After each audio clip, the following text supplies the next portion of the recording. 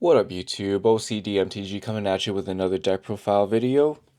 So I'm going to start a new 5-part series starting today, where I'm going to be talking about my 5 monocolored decks. All of my monocolored decks are my own brews for the most part. They play all very combo heavy, but also a little bit more on my playstyle of synergies and whatnot. So here are the 5 commanders I'm going to make videos of. For white, we got Ao the Dawn Sky. Blue, we have Mistform Ultimus. Red, we have Zada. Green, we have Marwyn. And then black, we have Tabrax. So today I'm going to be starting off with mono red with Zada.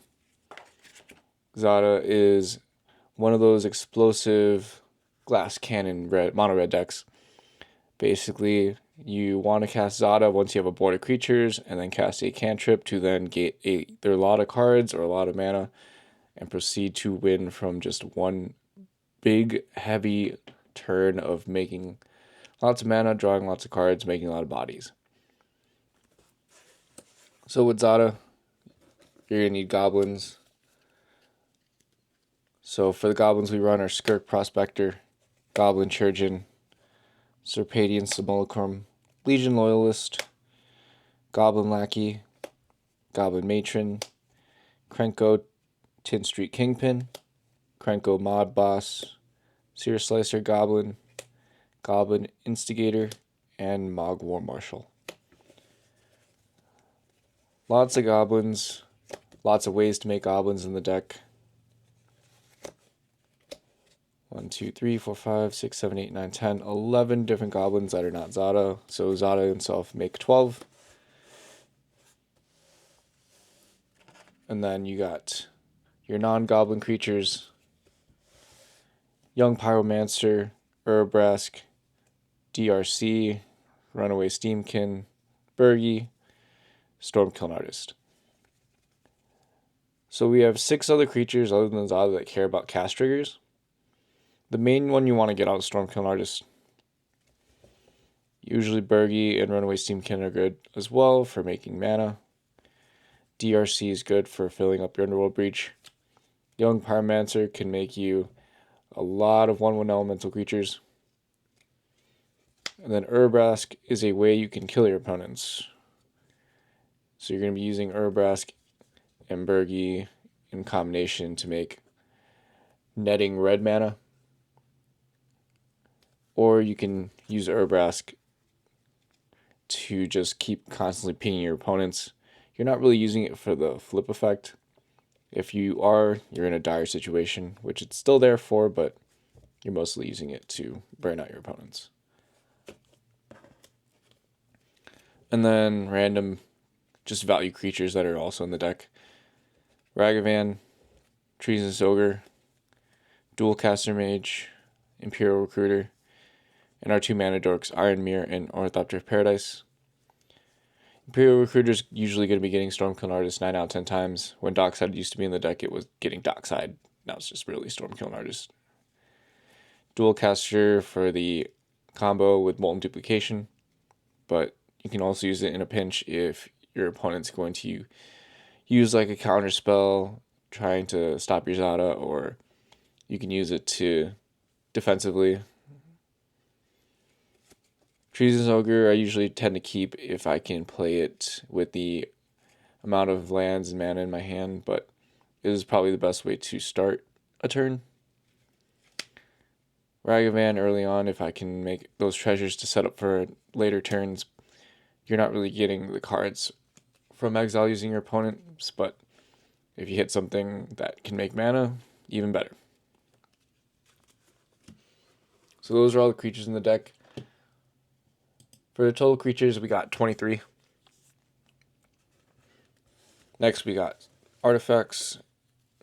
We have your Soul Ring, Mana Vault, Arcane Signet, Liquid Metal Torque, Ruby Medallion, and Underworld Breach is our only enchantment. 5 artifacts. We used to run the Crypt and the Jewel Lotus, but the bans hit them, so way less explosive. Liquid Metal Torque, Nifty little card, can be used full in a pinch when you need to sacrifice an artifact sometimes, if you don't have one. The Underworld Breach is just there for a backup contingency. Usually I'm not really needing to use it, but can be helpful if you're in a pinch. Then for our lands, we've got 24 Mountains, Sandstone Needle, Great Furnace, Sekenzan, Cavernous Souls. In total, only 28 lands. All my monocolor decks are running 28 lands, not including MDFCs, but I've found 28 to be the number for me. I know it's on the lower end for a lot of people, but definitely has worked so far. You know, making sure you mulligan and knowing your deck well enough to know which hands are keepable or not. A lot of my monocolor decks have low end CMCs. So 28 lands. The most important part of the deck are the cantrips. With Zada, the cantrips are the key to winning. In the year of 2025, we have 20 total cantrips, which is the most I've seen this deck ever have. So for instant speed cantrips, we have 11. We have Stun, Accelerate, Boiling Blood, Crimson Wisps, Expedite, Might of the Meek, Fist of Flame. These are all your just straight up draw a card for each creature you control, so 7. Ancestor's Aid and Sudden Breakthrough. Make treasures for each creature you control. Academic Dispute and Blazing Crescendo. This can fill up your Underworld Breach.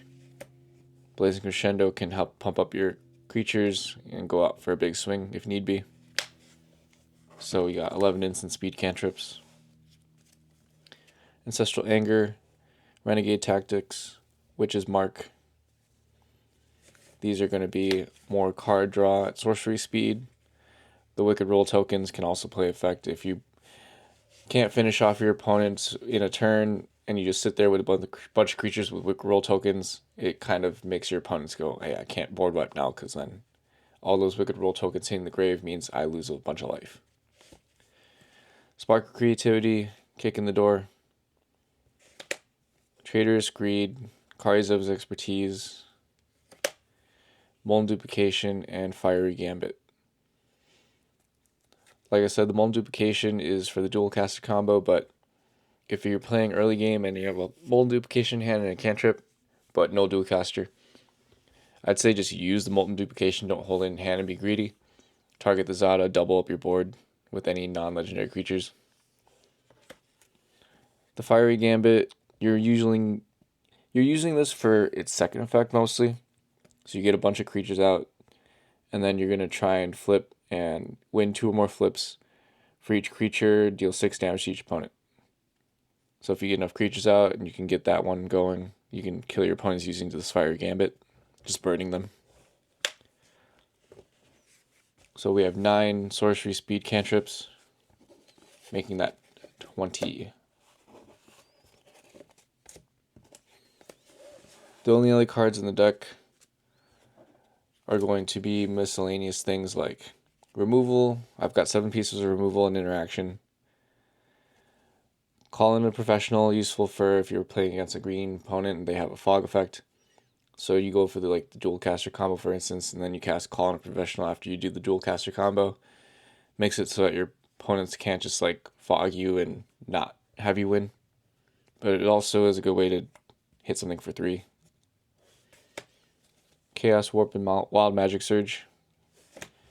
Abrade and Untimely Malfunction. Tybalt's Trickery and Flare of Duplication. These are your only real interaction pieces, but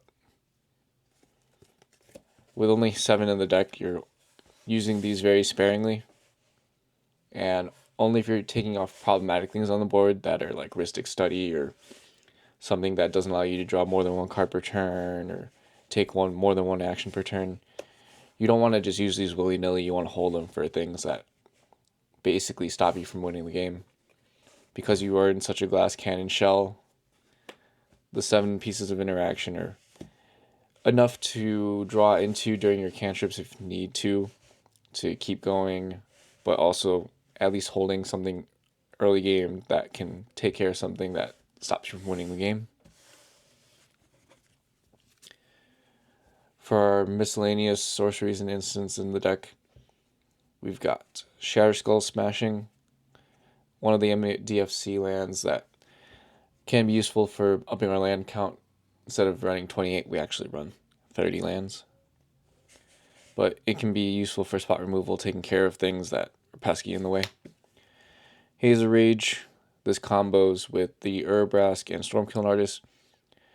So you're buying this back and storming off with this, giving all your creatures +1/+0, like an infinite amount of times once you make a certain amount of mana and cast a certain amount of cards. And then you're buying it back to just keep using it over and over, using Urabrask out to then ping everybody to death. Finale of Promise, Invoke Calamity. These are recursion spells to keep you going if you, for some reason, don't hit a cantrip. Faithless Looting and Valakut Awakening. Another MDFC, but another good card draw effect. Faithless Looting, again, card draw, but also can fill your own Breach early on. Mana Geyser and Jessica's Will, good starters to get your turn going. I like to use Mana Geyser typically if my opponents have at least 9 to 10 mana tapped. That way I can really get the numbers going. Jessica's Will, same thing. If I'm using this, I'm usually having it with Zada out for both effects, but if I need just the mana to start off the Zada turn, I'm using it while my opponent has at least 6 cards in hand. So I'm using 4 red mana to get the Zada out, and then 2 red mana miscellaneously for cantrip, or 2. Brightstone Ritual and Battle Hymn, just big ways of getting big bursts of mana really fast. Considering this makes a red for each goblin in play, if you're versing opponents with other goblins out, even better for you. But this is the main reason why we're playing as many goblins as we are. Battle Hymn, making red for each creature you control. Obviously good. And then our last 5 cards in the deck are just sorceries that make goblins. So our best ones that can do that are Clodoltha Rebirth and Gleeful Demolition. Destroy target artifact or sack an artifact. Make 3 goblins. 1 mana, 3 goblins, pretty good. Krengo's Command and Dragon Fodder. 2 goblins for 2 mana each.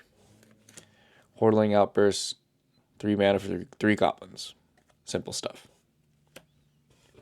So in total in the deck, we have 20 sorceries, 22 instants, 5 artifacts, 1 enchantment, 28 lands, and 23 creatures. That's my Zada deck.